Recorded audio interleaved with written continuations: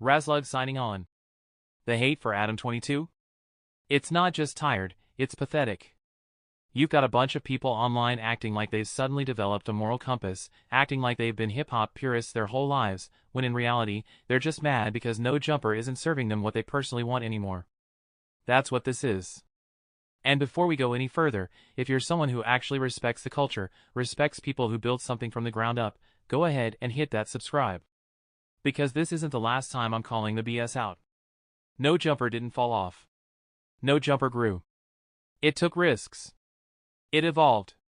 It went through a transformation, like every real brand, every real business does. And when you take those risks, sometimes you win big. Sometimes you lose. That's business. That's life.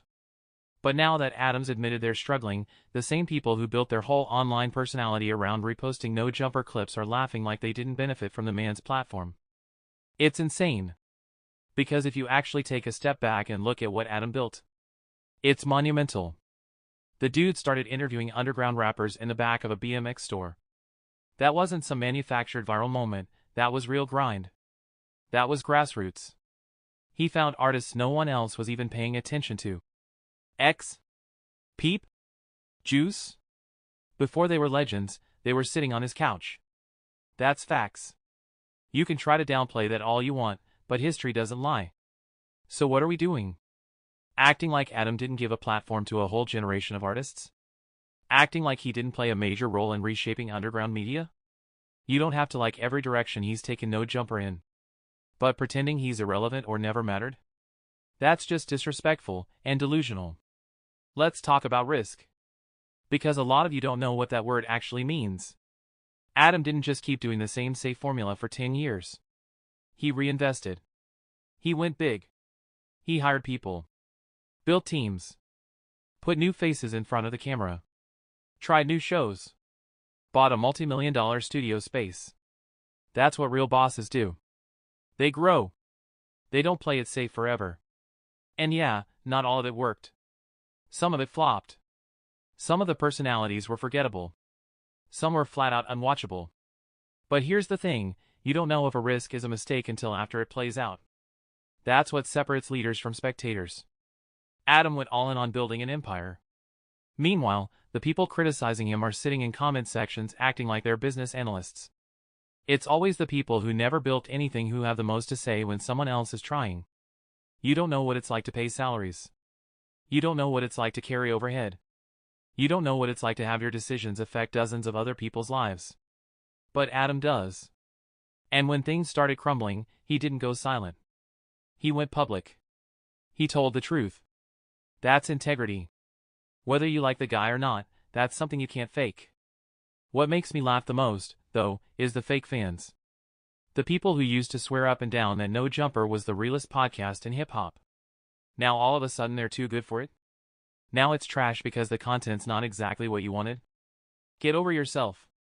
Media evolves. Content changes. People grow. That's how it works. Was everything No Jumper put out in the last few years gold? Hell no. There were flops. There were cringy moments. There were people on that show who should have never touched a mic. But let's not pretend that Adam wasn't trying to recreate the magic in new ways. Let's not pretend like the podcast didn't still drop gems, still pull huge numbers, still have cultural relevance. If it didn't, you wouldn't be so obsessed with talking about it. You want to talk about fights on the show? Drama between co-hosts?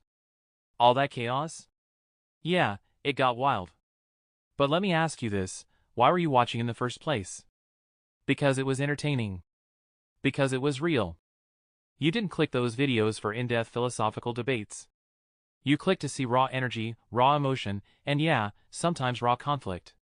And for all the people who love to throw around the word sellout, what does that even mean at this point? Adam didn't sell out. He tried to expand. He tried to make the brand sustainable.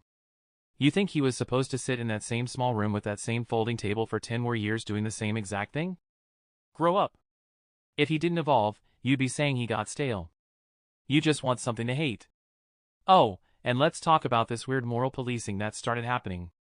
He's interviewing adult film stars. He's doing plug talk. So what? That's his life. That's his business. That's his wife. He's not hiding it. He's owning it. And that's more than you can say for most people on the internet, pretending to be someone they're not. You don't like it? Don't watch it. But don't act like he betrayed some sacred code of hip-hop by having adult content on his platform when the culture itself has always been tied to raw, real, explicit, and yes, sometimes controversial voices.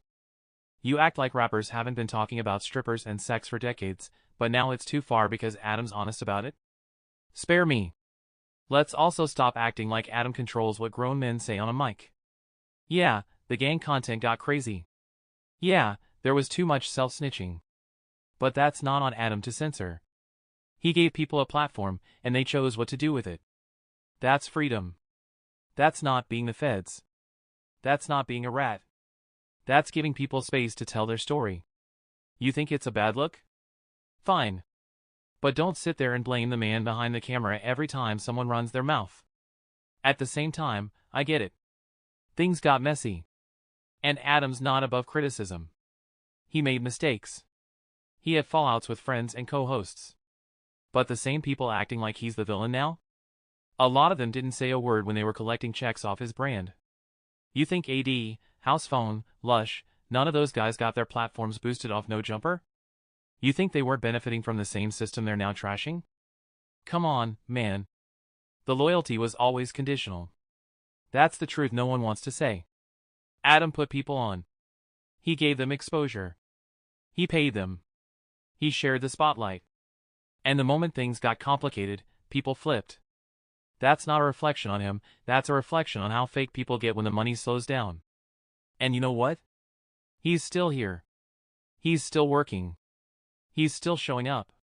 The man didn't disappear. He didn't crawl into a hole. He got on camera and told the world the truth. We're going broke. We expanded too fast. We made some bad calls. That's real. That's rare.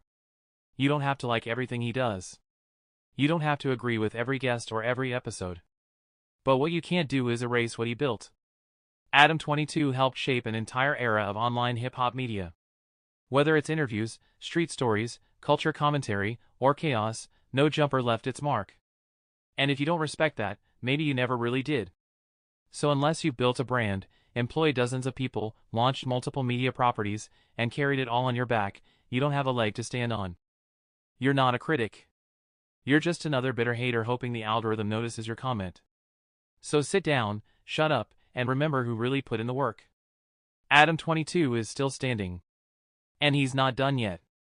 If you like what you see, consider subscribing. Otherwise, drop a comment below. Razlug signing off.